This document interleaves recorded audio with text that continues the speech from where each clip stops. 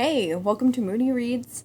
My name is Beck, and today I'm going to do a bit of a mid-year check-in sort of thing. First, I'll overview some statistics of what I've read, and then I'm going to do the mid-year Freakout Tag. Hopefully the angles during this video won't be too weird. Both of my tripods have broken, and I'm too broke to buy another one, so it's going to be whatever it is. So, I have read 54 books this year. Over a third of them have been nonfiction, and that includes poetry. About 27% have been realistic fiction, and 20% has been sci-fi fantasy. And then that other little bit was children's picture books. Looking at the format of the books that I've been reading, I've been reading a lot of graphic novels. 37% of what I've read has been graphic novels. 16% have been full stories, mostly novels, one novella. And then about 18% of what I read has been poetry, so about 10 poetry books. And then I've read the same number of collected works that's not poetry, so anthologies, short story collections, and so forth. Getting into kind of diversity or what the authors are like. So far as the race of authors, about 53% of what I've read is written by people of color. There's one person that I couldn't find information on, and two that have like a mix of authors. Most of the books that I've read were written by women. About 79% of the books that I've read had a woman author. This includes stuff that was authored by two people, so the percentages on these might not be exact. About 31% of the books that I've read have a male author, and about 27% have a non-binary author. Like I said, these numbers include, like, if there was a woman author and a non-binary author, those would count for both categories. So, I've been reading a lot of women, could stand to read more non-binary people. About 37% of what I've been reading has been authored by trans people, and about 62% of what I've been reading is authored by a queer person. Though with that, there were about 20% of authors that I marked explicitly as not being LGBT because there was no indication. However, there were 9 authors that it seemed like there were queer themes in the work, and I wasn't really sure. So that's 62% of books authored by an out queer person. Looking at where the authors are from, about 68% had an author from the United States. There's that. Very, very US heavy. I do have a fair amount of authors from Japan, which is largely going to be manga. And then the rest came from Canada, Brazil, or Australia, or New Zealand. So there's definitely some work I could do with that.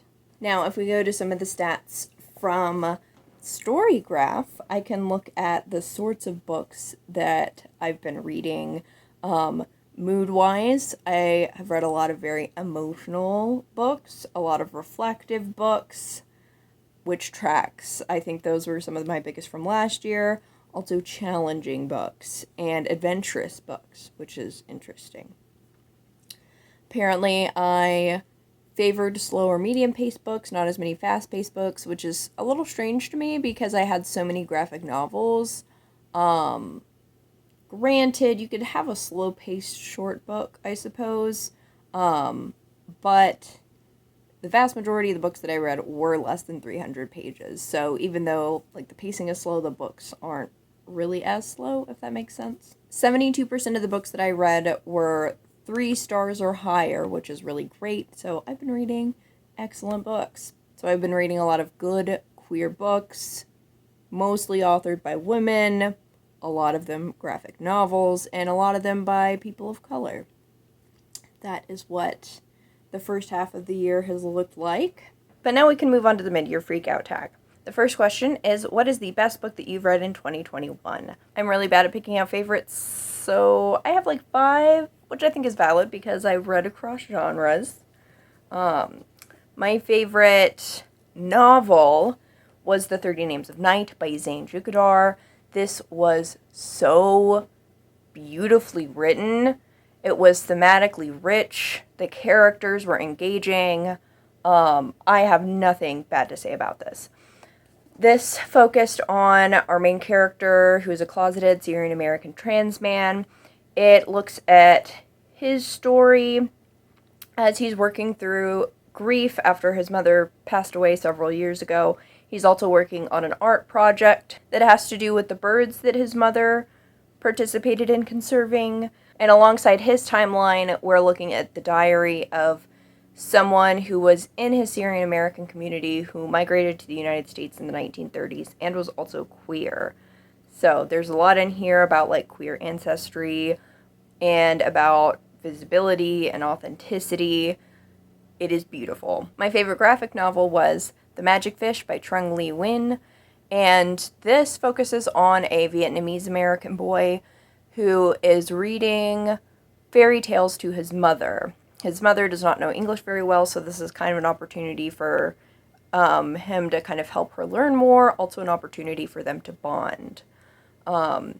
You get to see into his life as well as his mother's. One of the big pieces of the book is the fact that he's gay and is not really sure how to come out to his mother because of the language barrier, and also because of some social things. This is set in the 90s. And then his mom has a lot of different family things going on. Her mother is sick back in Vietnam, and it also looks a little bit at her past as well. This is a beautiful fucking book. I love a book that uses color for different things. Also, just this artwork is astounding. The detail that he put in to the clothes specifically is outstanding. Looking at poetry, which I read a lot of, it was super hard to pick a favorite because I have read so much great poetry. But the one collection that I found myself thinking about the most and going back to the most is Burning Sugar by Cecily Blaine. In this collection, they're talking about being black, being queer, being in the diaspora. It's set into 3 different sections. The first section is about place, the second is about art, and then the third is about childhood. And within each section, the poems are tied together because they're all on the same topic, but the 3 collections are also threaded together because they have similar themes of race and diaspora and queerness are in all of the collections, but each of the collections has kind of a more literal topic that's threaded through. Hopefully I said that in a way that made sense. I can't really guarantee that, but this is an excellent collection. This is their debut collection as well, which just makes the fact that it's this incredible that much more incredible. Next, we can move on to nonfiction. I have 2 different nonfiction picks because I have one that is more one that was the best reading experience, and then one that I think is the most well done of what I've read, in terms of being informational, and putting across ideas. So, the one that I had the most enjoyment reading is definitely The Anthropocene Reviewed by John Green. This is a series of essays in which he focuses on different topics related to humanity, everything from sunsets and how we perceive sunsets to the world's largest ball of paint to the Indianapolis 500. And that might sound random or weird, but he contextualizes everything, sometimes in history of the actual thing and sometimes in how they impacted his own personal history. So you get bits of information that's interesting to learn, and you also get bits that are like a memoir. And the way he weaves this together is really brilliant. The way that he describes all of this is really brilliant. And the way that each of these things is connected to humanity just gave me so many feelings. And on top of all this really takes you through a range of emotions. So it's not all happy, kind of overly positive, because he does engage with a lot of negative emotions, talking about mental health, as well as some of just genuine horrors in the world. But he's able to work all of this together in a way that made me feel like there might be a light at the end of the tunnel somewhere. So, this was beautiful. This was brilliant. One of my favorites of the year. And then my other favorite nonfiction piece, because of how like comprehensive it was and how much it delved into a topic, is going to be Captive Genders, edited by Eric Stanley and Nat Smith.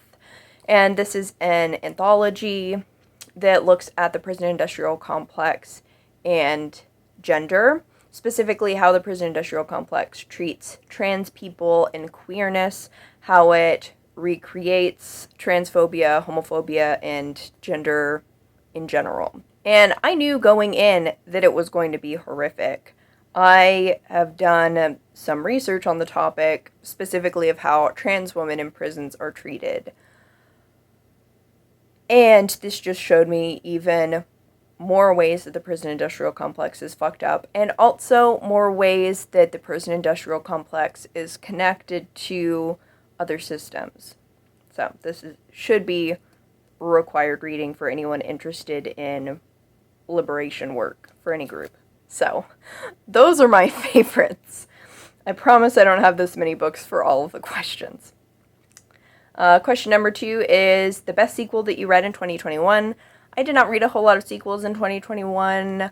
I did read parts of a couple of manga series, so those could perhaps count. But for this, I'm going to go with Concrete Rose by Angie Thomas. I listened to this on audiobook. It's less of a sequel and more of a companion novel. You don't have to have read The Hate You Give in order to read Concrete Rose. However, they do go together. I thought that it was very engaging. The characters were interesting. I loved that we saw teenage pregnancy from a man's perspective, which saying it's great to hear something from a man's perspective is like a weird thing to hear myself say. But we really don't get to hear that much about single dads or teenage dads. And I think this was done really well and in an interesting, engaging way. Angie Thomas is a really good writer, and I definitely recommend it. I listened to it all in like a day and a half because it was that good. Next, we have question number 3, which is a new release that you haven't read yet. I have a number of those. However, I limited myself to one so that this video wouldn't be an hour long. The one that I'm going to focus on is A Ghost We Keep by Mason Deaver. I think this is the one that is most immediately on my radar that's a new release that I'm most excited for. Mason Deaver is brilliant. I loved I Wish You All the Best. And this sounds really great. Very sad, but very great. From my understanding, the premise of the story is that the main character lost his brother and is dealing with that. I'm assuming there's a ghost involved, but if there's not, that'll be okay too, even if it's like, metaphorical. Yeah, that's the one I'm excited for. One of the ones I'm excited for. Number 4 is your most anticipated release in the second half of the year. I am not super caught up on what's coming out the second half of the year. I was mostly focused on the 500 books that came out in the month of June. And my wallet is too damaged to think about buying books right now. However, the sequel to Aristotle and Dante is high on my list. I still don't think I'm emotionally prepared to read it. I don't know if I ever will be, though, but still highly anticipated. Question number 5 is your biggest disappointment of the year. And I have 2 books for this, one fiction, one nonfiction. And for both of these, so far as the potential for disappointments go, it wasn't really that bad.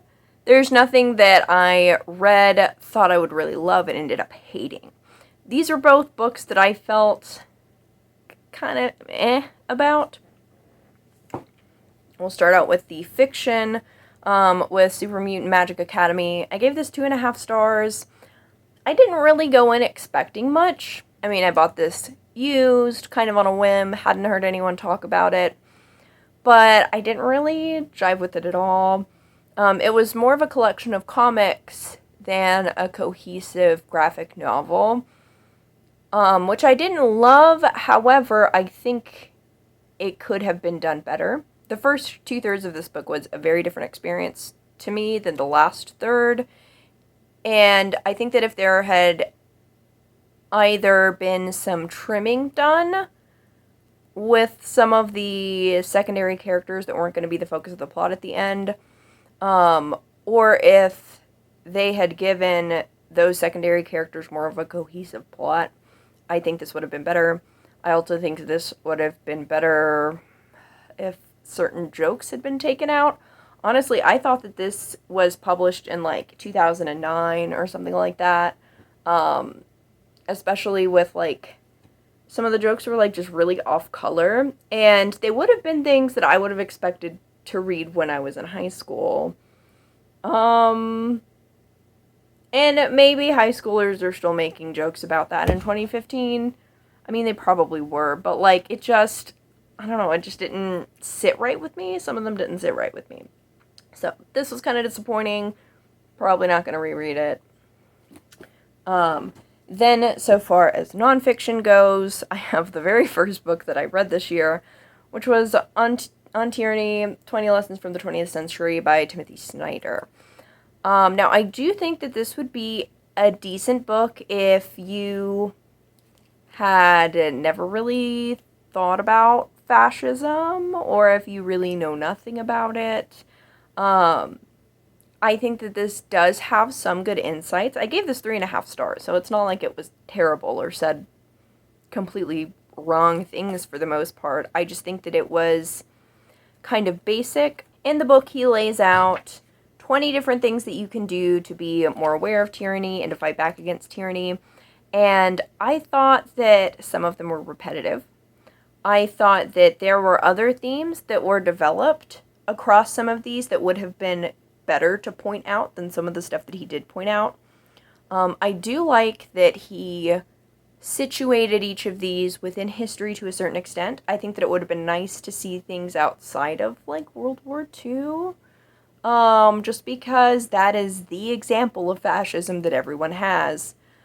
And that's kind of turned into, like, if anyone looks less bad than Hitler, then saying that it's fascist and bad is like an over-exaggeration, which I think is a huge mistake. So like there's that issue, and there are just some details that I really didn't like.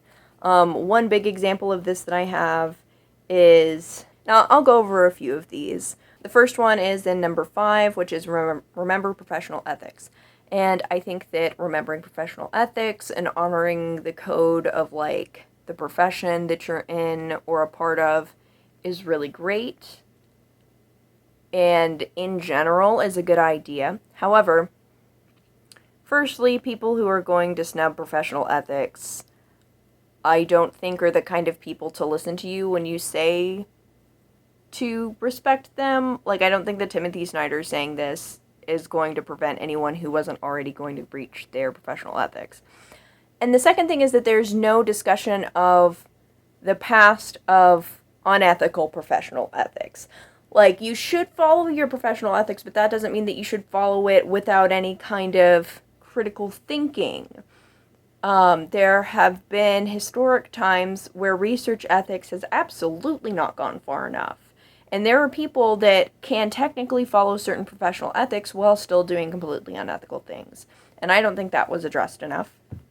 I also thought that it was kind of weird that one of his examples in number 8, which was stand out, it's like standing out and standing up to things that you think are wrong. One of his examples of this was Churchill. And not only, like, the average person standing up, like, you probably shouldn't compare them to a literal world leader who has way more power and can do more. But also, Churchill, while he may have, in here he talks about the one specific instance that he's looking at, but there are lots of instances where Churchill participated in some super unethical and imperialist shit, so maybe that's not it. And then there was also a lot in here where he's dodging on the internet and online spaces and saying, like, the internet is super biased, so you should just go read a book. Which, yeah, the internet's biased, but so are books.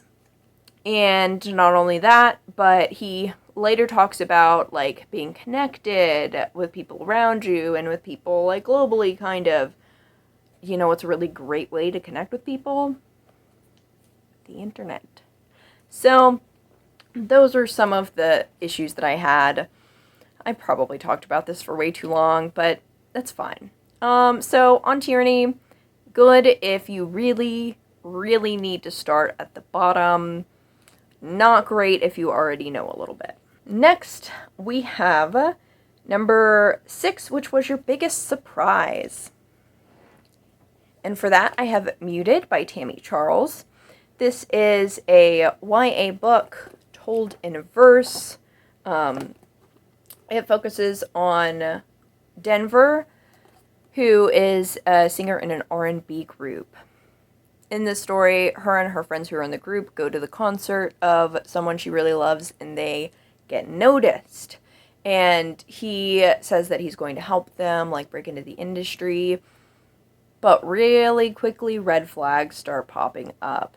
And Denver really doesn't want to think of them as red flags, because she wants to get big, but also because she wants to protect these different people in her life. It's complicated. And as the book progresses, it gets more intense and more scary. I would hesitate to call this, like, thriller or horror in, like, a genre sense, just because I don't have a grip on those genres, because I don't really read them. However, I would say the shit that happens in this book is horrifying, particularly in, like, the later half. This was really well done. I think that considering format and considering perspective, Tammy Charles did a brilliant job weaving all of this together in terms of not just, like, unreliable narrator, but in also showing that other characters were kind of seeing the situation and letting the audience know kind of the situation, but also understanding why the main character didn't. I feel like that probably wasn't proper English, but this is an amazing book. It is not getting enough hype, and I don't understand why. This is Tammy Charles's YA debut, but she has written children's books before, and I think, I don't want to, like, speak and be incorrect, I think she read one of the ones that I read last year and really loved. Yes, one of the books that she read I really loved last year, All Because You Matter, which she wrote this alongside Brian Collier, the illustrator. So that's a really powerful kids book. This is a really powerful YA book. Go out and read them both. The next question we have is your favorite new author.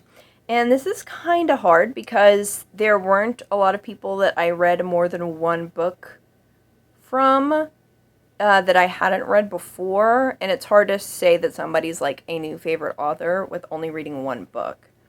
So I'm just going to talk about 2 books that I really liked, and I plan on reading a bunch of other stuff that they've written because I love them.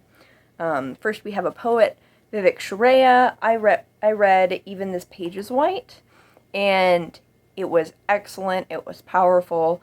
It definitely focused on racism and colonialism. There was a decent bit on homophobia and transphobia in here as well. It was beautiful. It was brilliant. I already have Why I'm Afraid of Men, I believe, is the essay collection, or long essay. I'm not sure how it's formatted because I haven't read it yet. But Vivek Sharaya is brilliant. So I'd say that she is probably one of my favorite authors of this year. Another author who is new to me that I am in love with is Tori Peters, who wrote Detransition Baby. This book blew my mind. It got me out of a reading slump. This one is one that's dual timeline. You're looking at the past as well as the present. In the past, Amy and Reese are trans women who are in a relationship, and you're seeing that relationship come into being and then fall apart. In the more recent timeline, you are seeing Amy, who has detransitioned and now goes by Ames and he, him pronouns. He has gotten his boss pregnant, but has a lot of mixed feelings about the idea of fatherhood or being a father. So he calls Reese, who he has not talked to since they broke up, to see if she would want to co-parent with them. This is delightfully messy, and not in a way that it's like messy because it's funny, that I guess rom-coms are, but it's delightfully messy because it is so, like, true to life. Like, real life is messy as shit. This, in that regard, I've compared it to Nevada for, like, the messy queers aspect. I really love how the two plot lines were handled. I really love how the discourse and themes were handled. So I really want to look into Tori Peters' other works. I think she has a couple of novellas or short stories. I don't know what they are, but I'm going to read them. The next question is, who is your new fictional crush? I don't really get fictional crushes that much, so it's really hard to say. There isn't anyone in books that's, like, super stood out to me. There have been some characters that are compelling, don't get me wrong, but none that I've, like, crushed on. Really, the only new crush at all that I had this year, fictional or not, is Melissa King, who is a real person, but it's her, you know, it's through a reality TV lens. She was the winner of the most recent season of Top Chef. Probably saw this in the background. This is merch. But that's not really book related. She's adorable and fantastic. Anyways, so I don't really have an answer for that one. Number 9 is your new favorite character. And there are a lot of characters that I really like for different reasons. However, I'm going to talk about some characters from Nimona, which was an incredible graphic novel. And I probably could have talked about this for number 6 as well, a big surprise, because I went in just thinking it was going to be good and cute. Didn't think it was going to make me sob. Didn't think it was going to be as brilliant as it was, but there it is. Nimona as, like, just an incredibly chaotic character is really good. And also, Lord Blackheart, who is very much the opposite, in terms of, like, having a strict plan. And the fact that he, like, planned these things, but it almost seems like he was intentionally planning stuff that wasn't really going to work. I don't want to say too much, because I don't want to, like, ruin a piece of the plot. But I love him. I love her. I love this book. Question number 10 is a book that made you cry. Over half of what I read, I would say, makes me cry, but the book that has made me cry the most is probably The 30 Names of Night, which I've already talked about. I, like, boo-hoo, like, had to set down the book for the minute, bawled. But it's not all sad stuff. It's also for, like, happiness and maybe a little bit of, like, wanting pieces of what I saw, particularly towards the end of the book. This brought me through the range of emotions, and made me cry at every point along the way. So definitely 30 Names of Night. But then we have book number 11, a book that made you happy. And I would say that a lot of what I've read has made me happy in different ways. But I'm going to specifically point out a couple of children's books that I've read. Mommy, Mama, and Me, and Plenty of Hugs. Seeing queer couples around, like, Mother's Day, Father's Day, that sort of stuff is, like, gives me a lot of emotions anyways. But reading these definitely brought a tear to my eye. In particular, Plenty of Hugs. Something about the more gender nonconforming character just made me want to sob in the middle of the bookstore. I have never seen myself in a parental figure ever that's been represented in media. So that kind of hit me like a freight train. I will say, the words in the book weren't my favorite. I thought that it was kind of lacking in that regard, but the art is beautiful, and the representation almost made me have a breakdown in the middle of Barnes & Noble. So, these are the books that made me happy. Question number 12 is your favorite book to film adaptation of the year, but I haven't watched any of them. Really? What have I watched this year? I've watched a shitload of Top Chef and Feel Good again.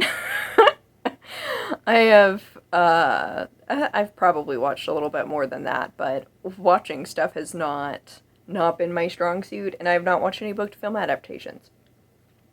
Number 13 is the favorite video that you've done this year, and I'd probably say my trans adult books video I'm pretty proud of.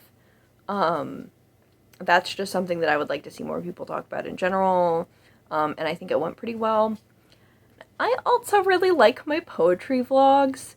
I know that they're long as hell, and I know that there's more stuff that I could learn how to do, so, like, they're not the best quality, but they were super fun to make, and I love that I decided to do that. It helped me as a writer, obviously, but it also helped me on, like, an interpersonal level.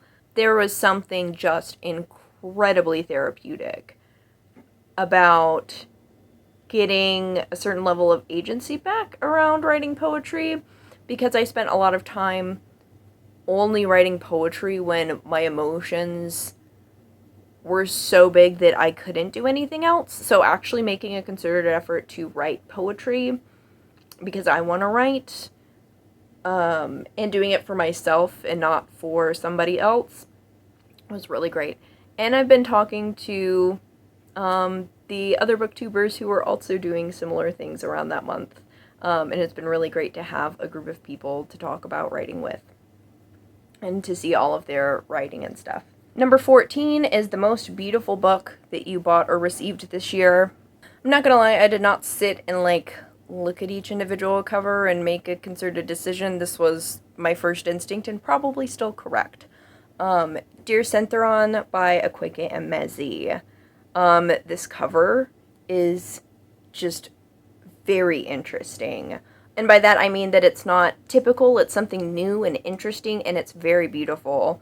And even looking past the cover, we could talk about writing style.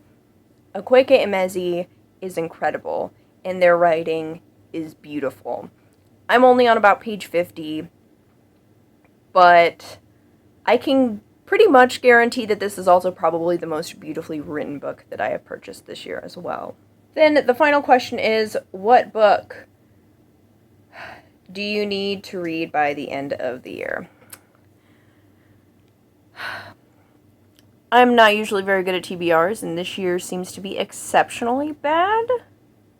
Though I haven't like looked at the data to confirm or whatever, but there are a lot of things that I need to read by the end of the year.